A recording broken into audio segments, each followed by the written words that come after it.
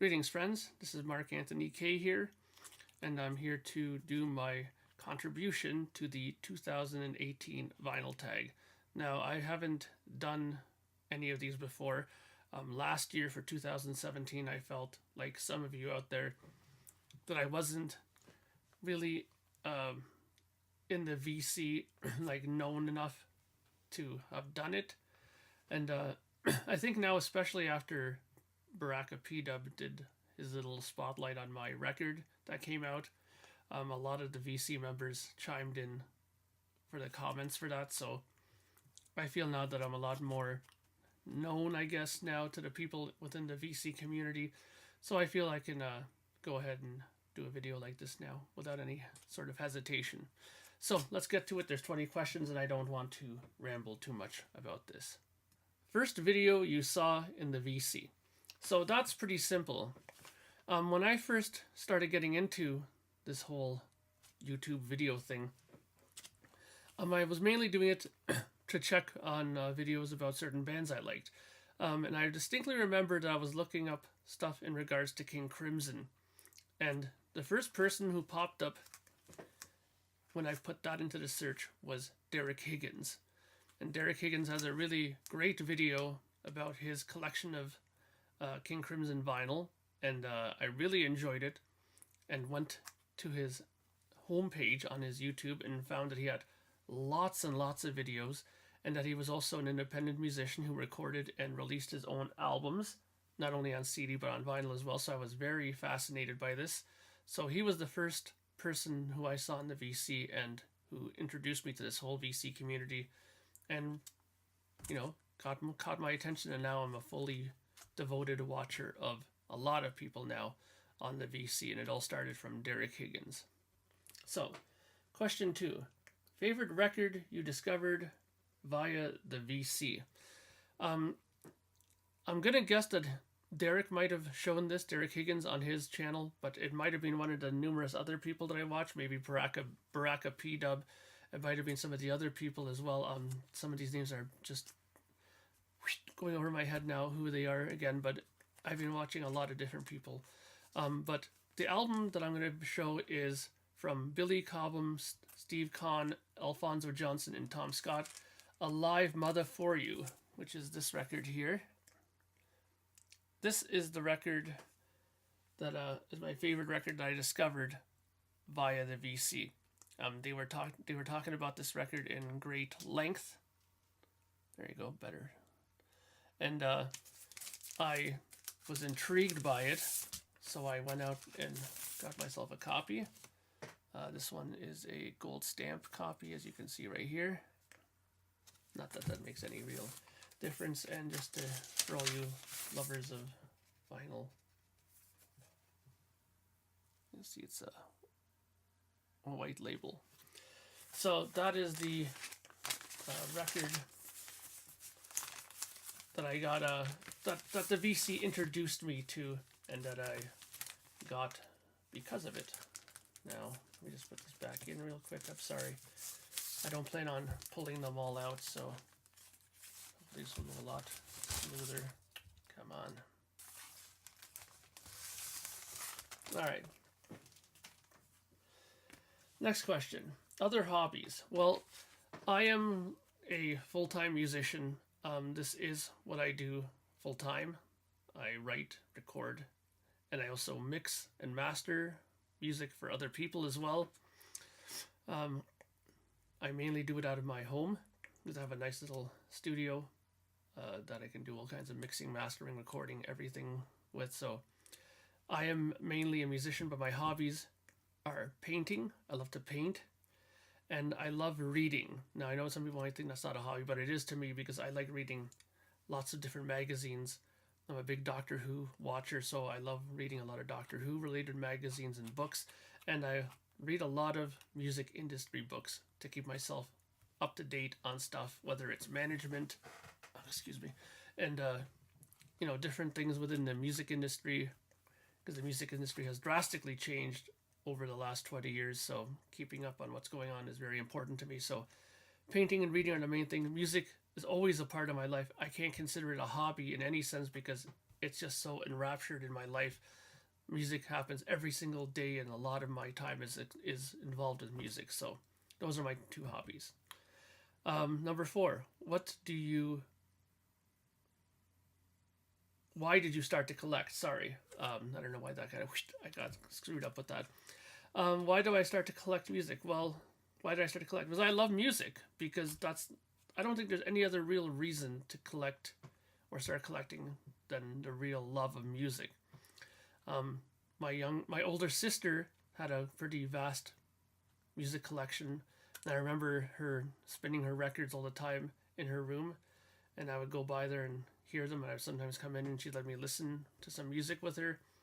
And I loved music at an early age, and I loved the idea of collecting vinyl records from a very early age, and so I've done so because of that. My love of music, and mainly probably because my sister had some little input into that as well.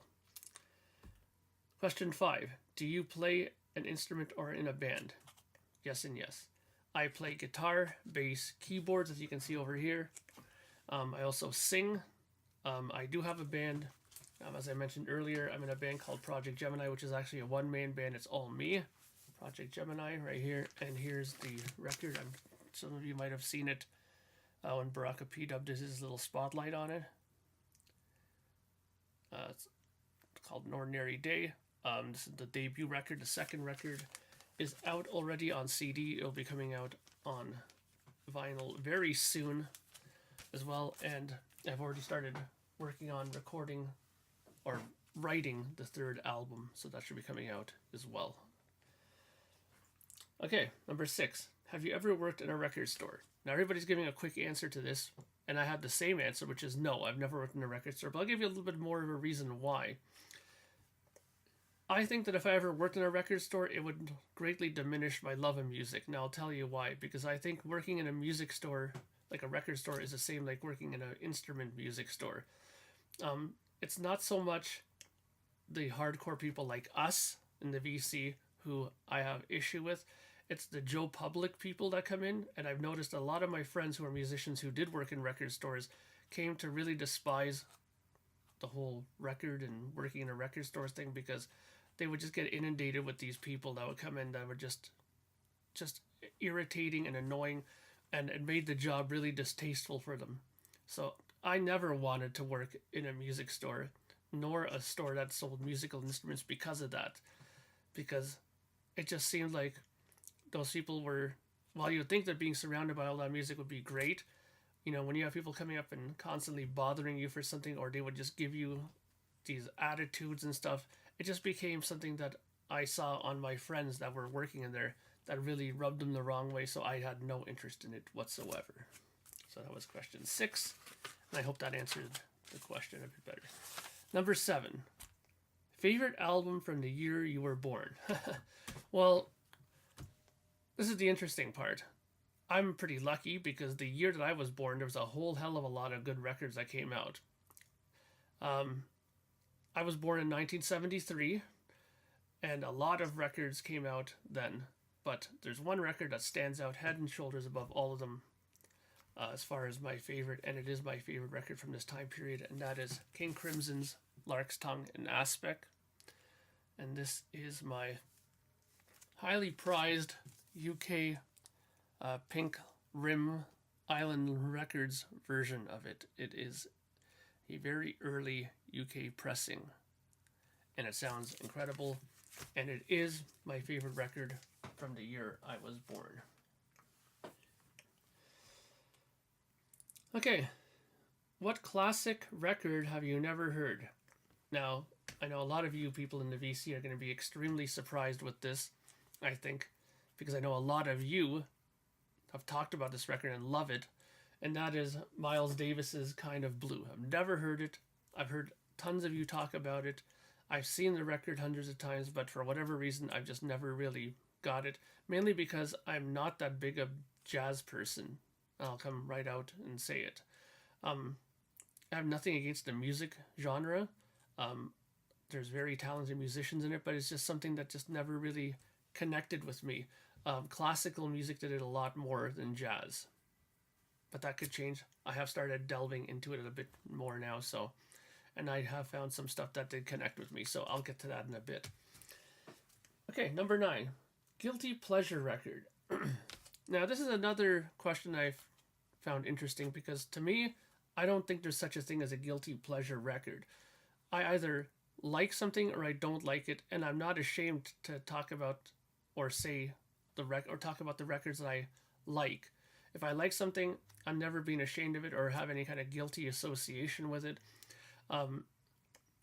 If I like it, I like it. If I don't like it, I don't like it. I make that very clear as well. But I guess if I would have to make some sort of a connection with a guilty pleasure record, then I guess the only thing I can maybe feel slightly guilty about liking is ABBA. I got ABBA Gold here. You have to understand from one perspective that ABBA is a band that was in my house since I was a wee little lad.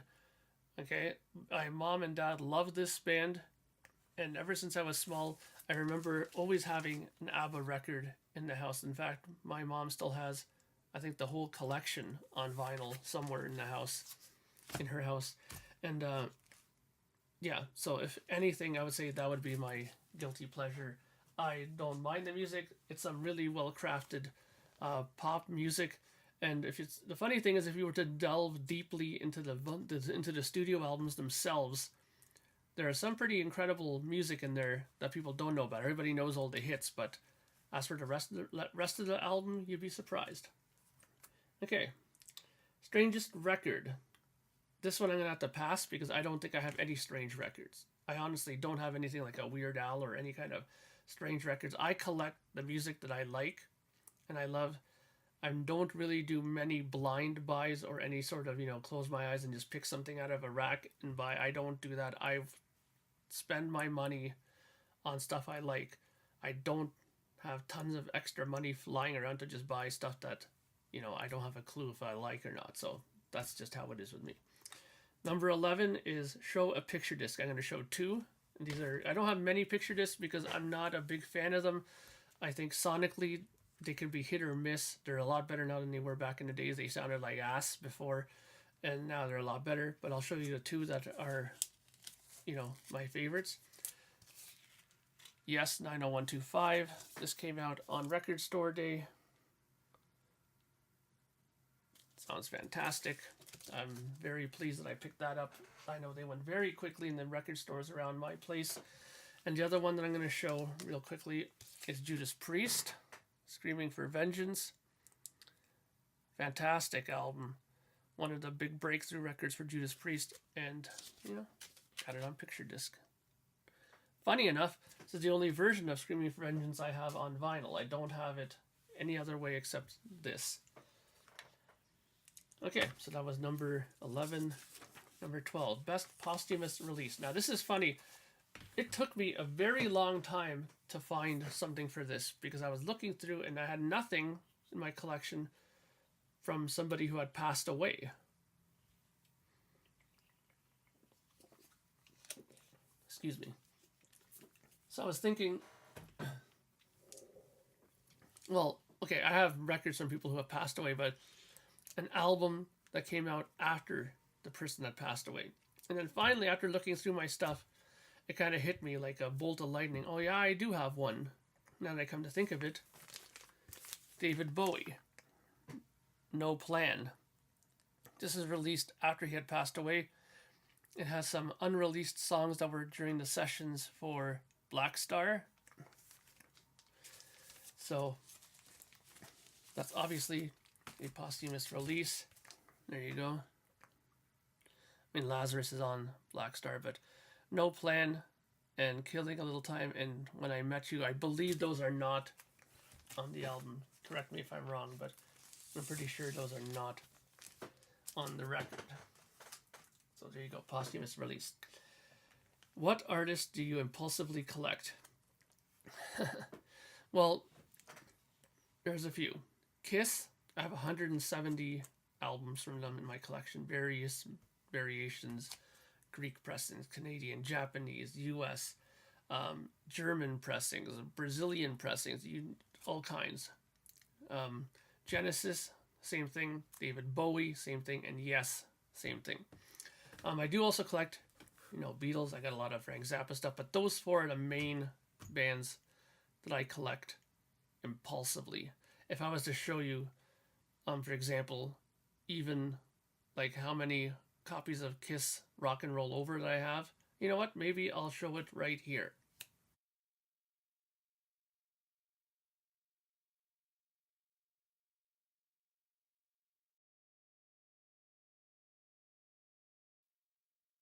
Okay, so that's how many copies I have of Rock and Roll Over, for example. So to show you my whole Kiss collection would take forever. Okay, next. Best blind buy. And that would be because I've heard lots of people talking about this. Again, it could have been Derek Higgins, it could have been Baraka P-Dub, but my blind buy selection is going to be Art Blakey and the Jazz Messengers Mosaic. Now, I bought this mainly because I finally wanted to get into jazz a bit and see what the big deal was with it. And I'm glad I did. I was also recommended by whoever I was watching this video from. I'm kind of thinking it was Paul Baraka P-Dub, said that if you were going to introduce yourself into jazz, and if you liked drummers, then this would be a good entry point, and he was absolutely correct. Okay. Blind spot artist. Now again, I take this to be a band or an artist that was in a time period known, but never as popular as some of the other bands that were around at the same time. Now, I listen to a lot of progressive music, as you probably have clued into, and a band that was around for a while during the time, the height of progressive music, and even into the 80s, a lot, and I believe these guys were from the 80s actually, and that were around. People kind of knew about them, but never really talked about them much in circles, and that's FM. And this is Black Noise. This is a great record. It should have done heads and tails better than it has done, and I think now over the years people have started to embrace this record a bit more now. It's a fantastic album. I love it. I listen to it quite a lot actually, and I have to say that's my blind spot pick. Okay, favorite album cover. There's lots and lots and lots of them. I would be vain to say that my own album cover is probably one of my favorites. It's easy for me to say that because I didn't do it. I had a pretty talented artist paint it for me, so I like that one. That would be one of my picks for favorite album cover. But if I'm gonna pick an album cover from a band, then I will pick this one. I'm just gonna have to take the vinyl out because I want to get the. I would like to get it out and show you properly. And of course, it's gonna want. Oh, there we go. I was gonna say, of course, it wants to stick in the stupid sleeve. That would be Yes, Tales from Topographic Oceans. Now, of course, to see this properly, you have to open it.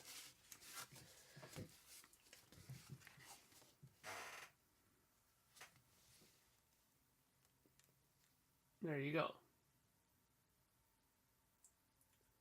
Now, I know it's not just me who thinks that this is one of the best album covers of all time. Well, it's my favorite album cover.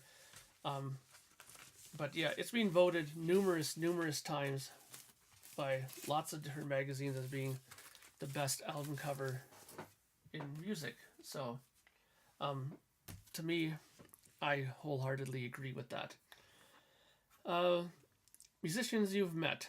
I've met quite a few because I'm a musician and do this full time, and because of some sorts of deals that I've been involved with, whether endorsement deals or record deals. I've been blessed to be able to go to the NAMM shows that are every year in California, and because it's not open to the general public, musicians go there very freely, walk around. There's no security guards and stuff like that because it's for musicians really only, and industry people like companies that make equipment. And I've met lots of my favorite musicians, but the one person that I have to say is head and shoulders above it. I mean, I've met Gene Simmons, I've met Nico McBrain, I've met Chuck Billy from Testament, I've met Alan White from Yes. I've met John Petrucci from Dream Theater, uh, James Labrie from Dream Theater. I've met Tommy Shaw from Styx. I've met Lita Ford. I've met uh, Scott Ian. The list is vast, and I have a lot of autographed pictures up here on the wall. You might just barely make out Glenn Hughes, their autograph that I got from him, and Charlie Benante from Anthrax. You might just get him there. You might see him on the wall there. So yeah, but my favorite's got to be Bruce Kulick, and I'll put a picture of me and him right here.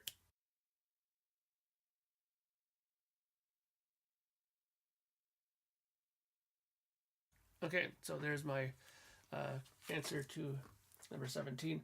Number 18, show a record with sentimental value. I'm going to show two of them. This one means a lot to me because as a young guy, when I started playing guitar, one of the albums that hit me like a brick over the head was Van Halen 1. Just like most guitarists were like absolutely in shock after that record came out. So I had gotten myself CD copies of it and cassettes and vinyl even in the early days. And then later on, when I was in the store one day, one of my favorite record stores got a hold of a few test pressings. And one of the test pressings that they had was Van Halen 1.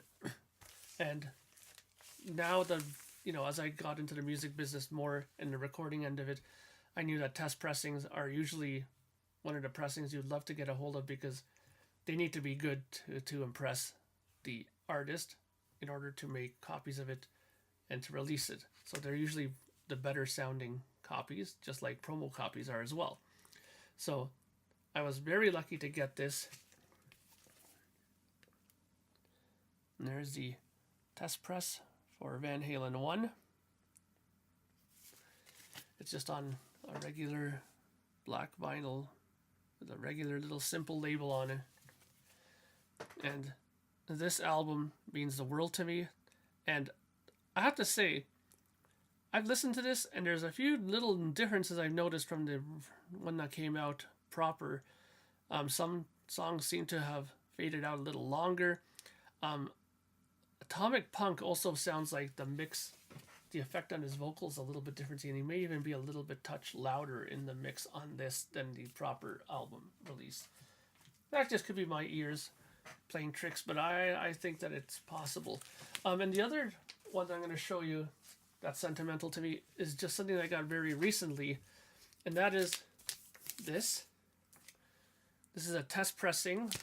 It's a double album, so there's side A, side B, and you also have side C, side D.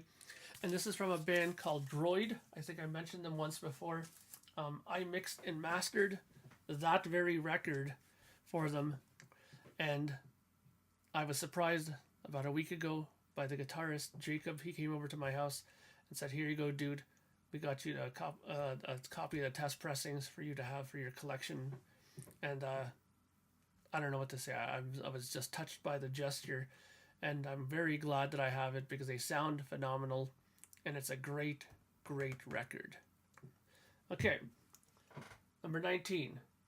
Show an album that no one else seems to know about. This is very simple, and it's one of my favorite records for sure. I listen to this record a whole hell of a lot, and that is by a band called Heads in the Sky. Now, let me take this out of the... There.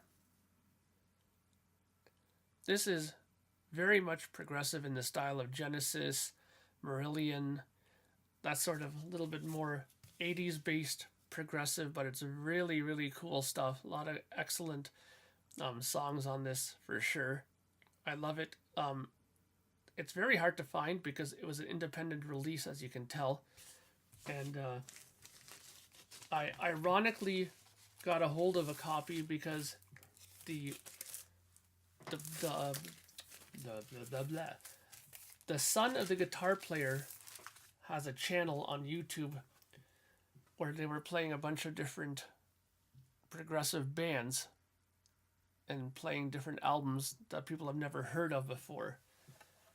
And this album came on at one point, and I was absolutely fascinated by it. And a whole bunch of us started messaging and saying, "Hey, where can we find this record?"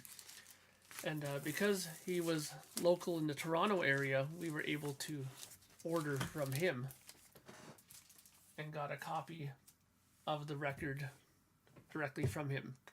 So that's a record that if you like progressive music, seek it out. It's really, really good. Okay, we're almost at 25 minutes. I better wrap this up. Number 20. Favorite album out of a genre that you know very little about, that you don't know well. Well, I just showed you the one I was going to use, which was Art Blakey and the Messengers' Mosaic. I'm not well versed in jazz, and that is actually because I only have two Art Blakey records, are my only jazz records. That one is my favorite out of the two, so that would be my favorite from a genre that I don't know very much about at all. So there you go, 20 questions. I hope that has answered a little bit more of what I'm about and what I do and what I collect and so on and so forth. So thank you for watching, and I hope to hear from you guys in the VC. Leave a message, say hello, subscribe if you haven't had a chance yet, and I look forward to checking out your guys' 2018 tag, and I will comment on yours. So have a great day, everybody, and I'll talk to you later. Bye for now.